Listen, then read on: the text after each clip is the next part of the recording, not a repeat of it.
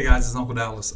Today I want to talk about something I talked about on TikTok about 3 different people that are attracted to you if you are not prepared for your next relationship. And I want to get into them on a little bit of a deeper level because I think what's happening is a lot of times you guys are being subject to these things and you really don't know how to deal with them because you don't know that they're there. So the 3 things are these things right here. Okay? These right here. These are.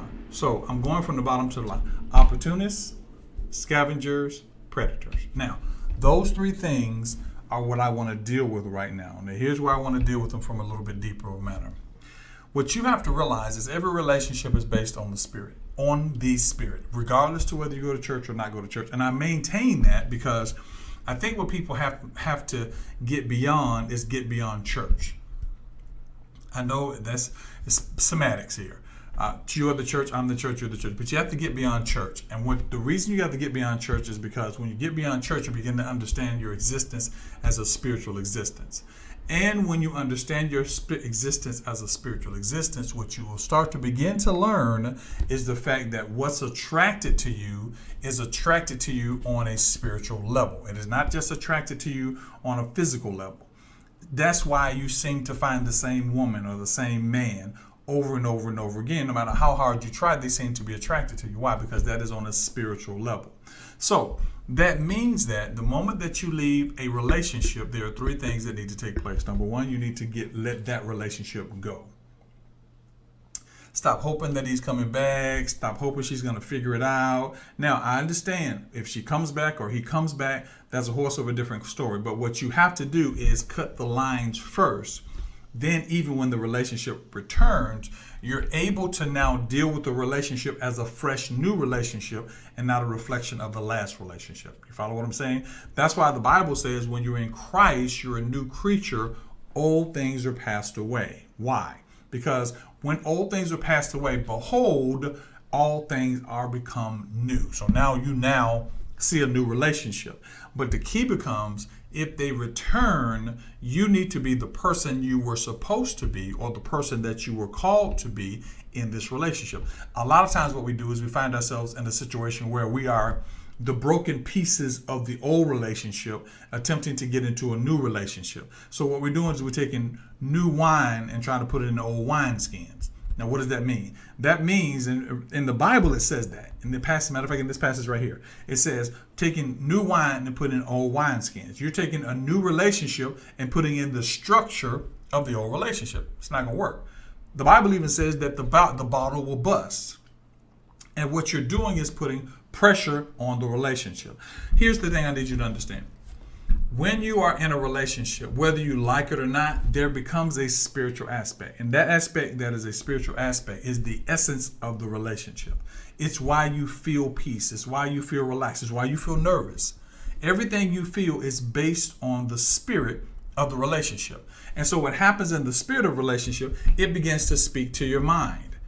If you are freely connected spiritually to somebody, you almost can read their mind. You ever heard people say, well, they say the same thing? If you watch any of my videos with my wife, we will be talking at one time and we will say the exact same thing at the exact same moment, almost in the exact same tone. Why? It's a spiritual condition of a good relationship. So a lot of you go, well, I don't do that with my husband, or I don't do that with my wife. It's not that you don't do it, it's you've not cultivated it. You've not really connected to them spiritually. And because you haven't connected to them spiritually, what you find yourself doing is living on the carnal, or the mental and the physical. And the mental and physical cannot be the same. I don't care what they say. A man and a woman are different. Their thinking is different. Their spirit is different. The characters, they're different. And so when you understand that, you have to understand, now I have to transcend to a spiritual level. And then just a little quick thing. How do I transcend to a spiritual level? I'm glad you asked.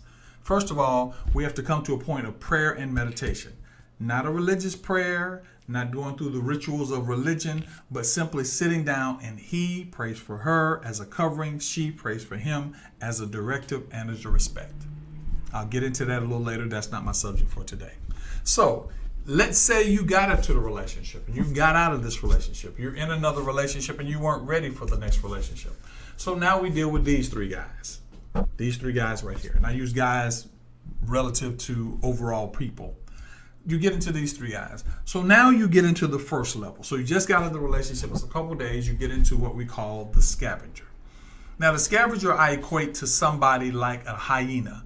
What they will do is after the bones have been picked over by everybody else, they will come back and eat whatever is there to consume whatever is there. They don't hunt for it. They don't do anything for it. They just simply scavenger. They don't really try to get into a relationship. They don't really try to do anything for you. They just come in according to the broken pieces. And what they do is they pick up those pieces, and the whole time, the purpose of the pieces are to benefit them. It is not to benefit you. It is not to benefit a relationship. It's to benefit them. If by chance, while he picks up the pieces or while she picks up the pieces, she benefits you, fine, because it means I can get more from you because I am a scavenger. That's what I am. Now, here's the key to a scavenger. If he's scavenging you, he's also going to scavenge somebody else. He actually is an insecure person. She actually, as a point, as she's insecure. Why is she insecure? Because she feels like she can't get what comes natural to her. So she has to take the broken pieces of somebody else. Oh, I've been in love with him for years. I don't have a problem with you being in love with somebody else's boyfriend or love with somebody else's girlfriend, because there's sometimes connections are connections. But sweetie, you can broaden your horizon. Bruh, have you broadened your horizons to look for somebody? There's nobody in my life but her. There's always somebody else. If that was the case, the first person you met and the first person you fell in love with, you'd be with them still. Love is going to change. Why? Because it's a spiritual thing. So you deal with your scavengers, and your scavengers, how do you see your scavengers? Your scavengers are people that don't want to really put anything into the relationship. They basically want to come in and go, you okay? You all right? They want to stay in that place where they don't have to take responsibility for the relationship, but they can take part in what the past relationship has done. That's a scavenger. The second is an opportunist. Now, opportunist is actually my favorite one. Why is my opportunist the favorite one? Because opportunists can look like a scavenger, but the key to an opportunist is at that moment of need, they swoop in. A scavenger wants you to be broken. An opportunist doesn't want you to be broken. He just wants you to be off center just enough that they look like what you need. Just off center enough that they don't have to be everything they need to be. They don't have to be a man. They don't have to be polite. She doesn't have to be girly. She doesn't have to be any of these things. She wants to come in just like she is. She doesn't want to change anything. He doesn't want to change anything. He just wants to come in and take advantage of the fact that you really wanted somebody. That's an opportunist. You're just desperate. And all the opportunist does is just come in there. He's not romantic. He doesn't fit any of the things that you want in a relationship. She doesn't fit everything that you want in your relationship, but she just comes in because she sees this is a great opportunity to get something where she probably wouldn't have gotten it in times past, or he probably wouldn't have gotten it in times past. So that particular person is looking for an opportunity to get close to you. And now, the way you know that person is 9 times out of 10, they're not concerned about you being fixed. Are you okay? You all right? They're not like, hey, you need to really get yourself together. Come on now. Let me help you get to a point of being healed over that. They don't give you time to fix your relationship. They don't give you time to fix your heart. They don't give you time. All of those things, they're beneficial to the opportunist because the opportunist wants you to stay broken, wants you to have daddy issues, wants you to feel like that man never treated you this way, because if that's the case, now I have the opportunity to say, hey, I know he didn't love you, but I love you. True love, hear me guys, hear me ladies, true love is wanting you to be whole. If a person doesn't want you to be whole, that person doesn't want to be with you. If a person doesn't want you to be the person that you are, the authentic person that you are, that person doesn't want to be with you. And so when you understand that, you understand that these attributes, that scavenger and the opportunist, these attributes are there to keep you broken. As long as you're broken, you're benefiting them. You're benefiting them. You're benefiting them. An opportunist will come in and he will spend time with you like your ex didn't. She will spend time with you like your ex didn't. Why? Because the whole time they want to take those broken pieces to make them look better. Now, they'll be dedicated. They will be dedicated, but you will never become the greatness of who you are, because the opportunist doesn't need you to be that way, because they're afraid that one day you'll wake up and realize that they're opportunists. Okay, that's number 2. Number 3 is the predator. Now, this one is a little bit more diabolical. He understands the scavenger mentality. He understands the opportunist mentality. She understands the scavenger mentality. She understands the opportunist mentality. But this person will prey on everything you are to get it from you to use for their benefit.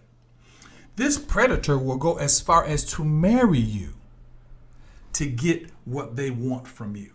They will marry you and still sleeping with other girls and then try to explain to you why that's a good thing. You would be amazed at how many times predators are around you and you've dated them and you thought they were great people. Because the thing about a predator is he never wants you to know he's a predator. He wants you to feel like he's everything you've ever wanted. 9 times out of 10, predators look very handsome. They're very pretty. They smell good. They look good. They act good. Predators are not somebody that looks like somebody sneaking with a white hat, a black hat, and horns. The predator is very diabolical. Why? Because the predator studies you. He studies who you are. He studies what you want. But you have to realize the predator has no purpose in your life but to get you into the fold of who they are so they can keep doing what they're doing. The predator will tell you how wonderful you are, but they'll tell you they need something. I wish you would do this for me. I would do this. And they'll keep drawing you in order to benefit what they want from you. They want money, PlayStations, time, borrow your car, all these different things because they are predators. Now, the predator, he's not slick and smooth. He just understands that if he gets into that place and he says the right stuff and he does the right stuff, if she wears the right clothes, if she smells the right goods, she touches you in the right places and she gives you crazy sex and makes you feel like you're the best thing in the world, she knows that she can get you. These are the people that will get pregnant and then go say child support because they're predators. So if you are not in a relationship, if you've broken up in a relationship, you have to get yourself together spiritually. Why? Because you have to be in a position where you are not looking for something so desperately that you find yourself with a scavenger, an opportunist, or a predator. Why? Because those are the types of people that are around you. So what do? You have to give yourself some time. You've got to give yourself some time. You've got to realize that I have to get to a point to realize that I cannot jump into a relationship when I'm still dealing with the fact of the past relationship. Like I said earlier, guys, I know this sounds crazy, but you have to cut it off. If you got to move out of town for a couple of days, you have to cut it off. Ladies, you've got to cut it off. If you don't cut it off, hope will take you to a point that you open yourself up to these people and open yourself up to be abused. You cannot let yourself feel, well, I'm too old. You can't let yourself feel, I got too many kids. All those broken pieces have to be mended before you move into another relationship. If they are not, you are subject to these as well as to the things that your ex did to get you into a position where he or she had to go. Now, I understand that a lot of times we're going, well, there are no good men out here or there are no good women out here. Yes, they are. But what happens when the broken pieces happen to your life, you begin to get tunnel vision. And now you're afraid to step out of your borders or step into new areas. Why? Because when you step into those new areas, you're afraid that this thing will happen to you again. So what happens is you almost invite the opportunists. The scavenger, the opportunist, and the predator. You almost invite them. Why? Because you're afraid to stand up and say, I'm okay. I'm wonderful. I'm going to be all right. Oh my God, it hurts. I've been through it. It hurts. But after you get through the hurt, see, I really validate and I really am behind getting yourself together spiritually. Why? Not so you can go to church. Not so you can do spiritual religious rituals. So you can understand that there's a level of discernment that is in you, that broken is covered so you really can't hear or see like you normally see. It's like this.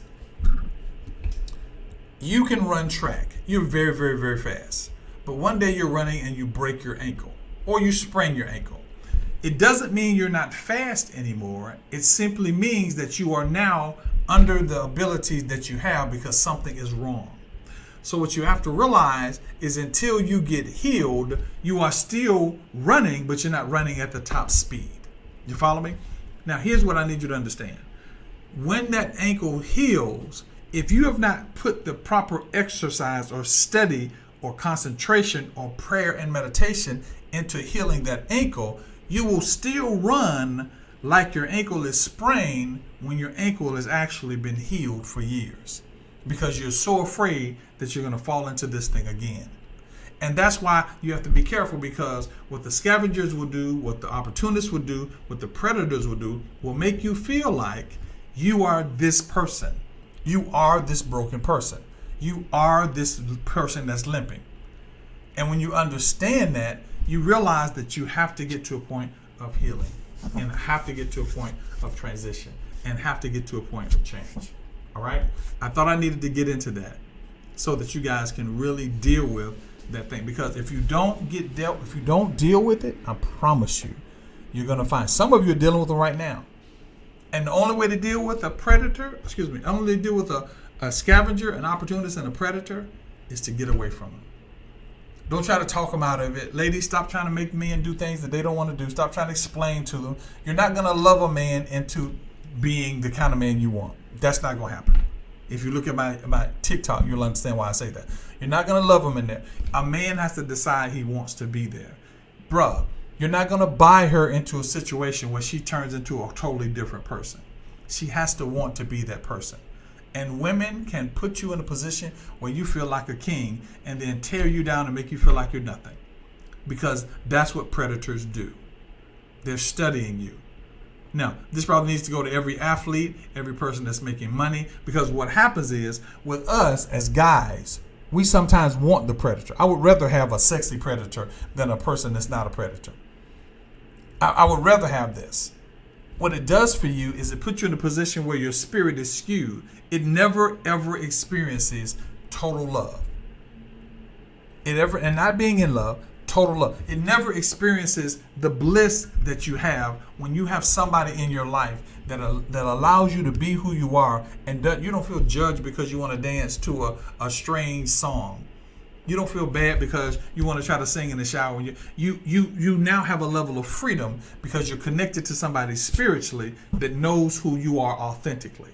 So when you allow predators and allow scavengers and allow opportunists in your life, it skews your view of yourself. It just makes you feel like something that you're not. But you are wonderful. You are great. You have to get counseling, meet with somebody. Get that past relationship out of your life. Purge yourself from that relationship. And I promise you, you'll begin to experience better relationships. I'm real big on prayer and meditation, guys. Prayer and meditation. All right?